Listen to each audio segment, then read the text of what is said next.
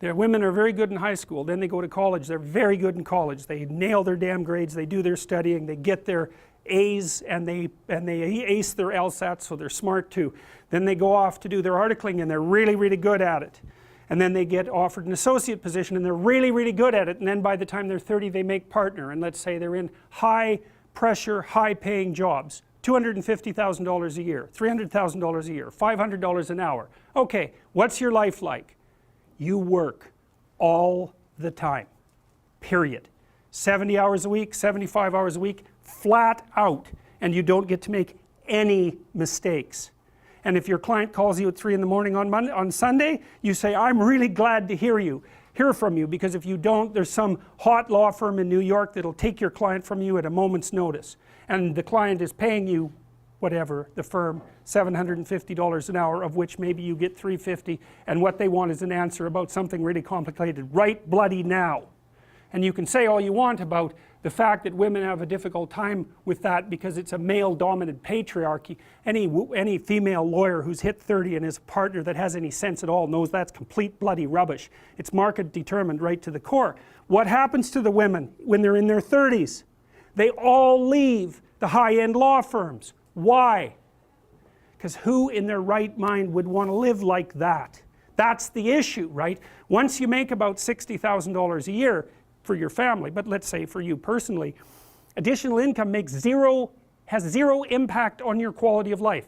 Zero. So why work 80 hours a week? Well, men will do it, some men, very few. A handful of hyper-competitive men who are obsessed with hitting the pinnacle of the given dominance hierarchy they're in will happily work 80 hours a week, and they'll forego everything else. Relationships, family, children, way in the second category. And so those men are often very difficult to live with too, because they're so obsessed with their career. It's hard to have a relationship with them. And maybe they don't have much of a relationship with their kids, but they're damn good at what they do, and part of that is they're smart and disciplined, and they'll work non-stop all the time. It's like an obsession, and that's the sort of people who run things. Those are the people who run things. Well, they're often also disagreeable too, because you want to manage people? Really? They're not going to like you. You know, and it's not an easy thing to not be liked, and actually if you're an agreeable person, and women are more agreeable than men, it's quite painful to be disliked. But if you're in a managerial and executive position, the probability that people are going to like you is quite low. Now, if you're a real son of a bitch, then they're going to dislike you more. But those positions are very stressful, partly because of the interpersonal dynamics, and they're also incredibly, incredibly competitive.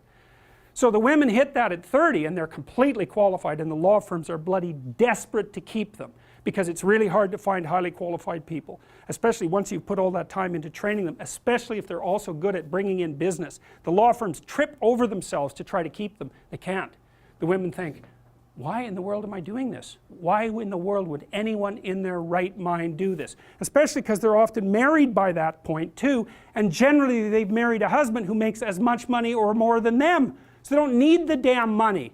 And so they think, well, there's more to life than this, which is exactly the right thing to think. And so then they go and find a job that's 9 to 5 and controllable, so that they can hire a nanny and have some kids and have a life. And it's like, yes, that's the intelligent thing to do. So we've got things backwards in our culture. We're thinking, at least in part, why aren't there more women in positions of power? Wrong question. The right question is, why are there any men at all who want those positions of power? Because it's not just positions of power. You have to be such a knothead to think that. Oh, it's a position of power. It's like, sure, but it's a position of overwhelming responsibility. And if you make mistakes, you're done. Right? It's not like you occupy that position of power and everyone does what they're told all the time and your life is easy. It's like, forget about that. People are on your case to do exactly the right thing all the time, 100% of the time. And maybe you want that and maybe you don't. So I don't know what people think is these people are all sitting in their offices with their feet up on the desk, smoking cigars and oppressing the world. It's like, that isn't how it works. Those people, they work flat out all the time. So, and it's fine if that's what you want, and some people are like that. They're hyper-industrious people, right, from a trait perspective, no matter where you put them. If you put them in a forest with an axe, they just wander around chopping down trees non-stop, right, because it's built into them. But if you want to have a balanced life, and you should want that, you know, because the other thing you'll find, and this is God's gospel truth, is that the older you get, if you have any sense at all, the more important your family is to you. Like the utility of your career, maybe that peaks around 35 or 40 and it starts to decline pretty rapidly after that. And what happens, if you're fortunate, you have someone in your life that you love, that you've woven yourself together with, and you have some kids so that you have something to do from the time you're 50 till the time you're 80. And so it's a real mistake. It's a barren future without children, man, I can tell you that. It's a real mistake.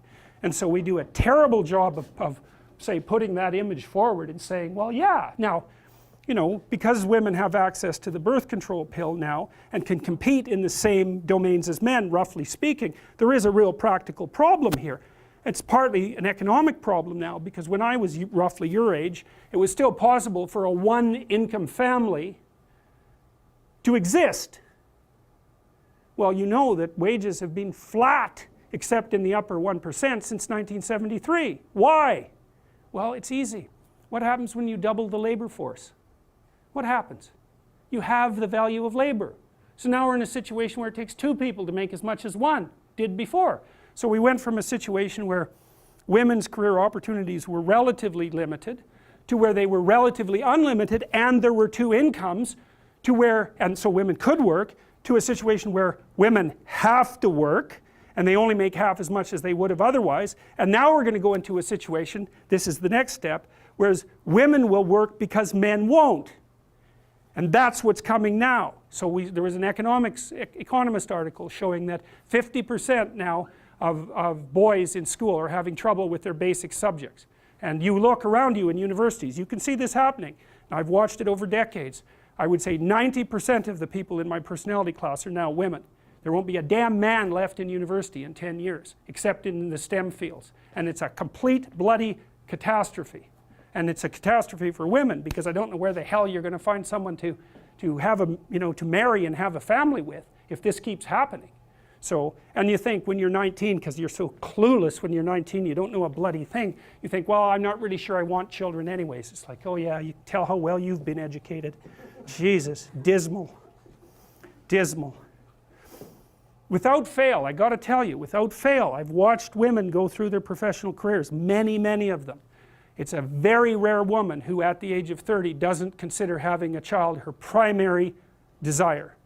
And the ones that don't consider that, generally, in my observation, there's something that isn't quite right in the way that they're constituted or looking at the world. Sometimes you get women who are truly non-maternal, you know, by temperament.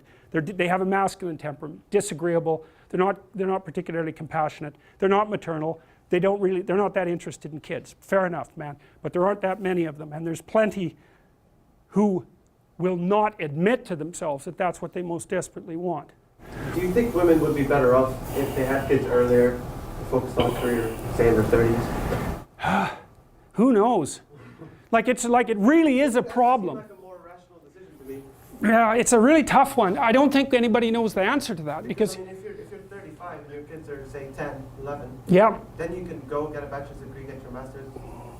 well, It seems more easy that way yeah, than having the career first and then trying to raise young kids. yeah, I can't answer that, because I've seen women do a good job of it both ways. And you do get the odd woman who manages a high-powered career and kids, but Jesus, those women, man, like they buy more powerful microwaves because it'll take 45 seconds to cook the food instead of a minute. And I'm not kidding. It's like they're up at 5, they exercise for half an hour, they make breakfast, they get their kids ready to work, they go to work, they work 14-hour days, flat bloody out, they come home and work for another 2 hours to get their kids organized, they have a nanny to help them out, and then they work for 2 more hours before they go to bed at like 1, and then they're up at 5 and they do that again. And I'll tell you, you better be tough if you're going to do that, physically too, because you'll just burn yourself to a crisp. I've seen some women manage it, you know, but they're tough and they're rare, because that's a hell of a regimen. And then if anything goes wrong, you know, you have a sick kid or something like that, or there's any sort of crisis in your family, it's just, you know, then it becomes too much. And I don't know the answer to that, you know. I mean, the advantage women have is they live about 8 years longer than men, because testosterone kills men. So, Yeah, but they have a limited time span to have children, right? well, that's right. They pay up front and gain in the long run. But how, it isn't clear how our society should sort this out. We don't know, and it's partly we don't know what to do now that women have control of their reproductive function. It's a big mystery. Yep. I don't have an answer to that either. But I think from a practical aspect, and this goes for both men and women, even if women were to enter the workforce later on, they'd be at competition with people who are younger, and that's always a conflict in the workforce. And people are always hiring younger talent because of how long they can be in the workforce. Yeah. Yes, well, and the thing is, young stupid people have the advantage of being young. Middle-aged stupid people have the disadvantage of being middle-aged. And so if you're going to hire a young stupid person or a middle-aged stupid person, you'll go for the young stupid person. And by stupid, I mean, you know, I'm being sarcastic, obviously, but I mean without experience and just getting started in the world. You're much more likely to favor someone young because there's an instant explanation for their relative cluelessness. And it's a problem, you know. So I don't know what the answer is, but one answer certainly is, at least in part, is to start letting young women know what being 30 and being female is like, and also to disabuse them of the notion that there's something magical about a career. First of all, most people don't have careers, man. They have jobs. And the reason you get paid for a job is because you're being asked to do things you wouldn't do unless you were being paid. And so it's not some utopia of cigar smoking with your boots up on your desk. That's for sure. Not that would be such a utopia to begin with.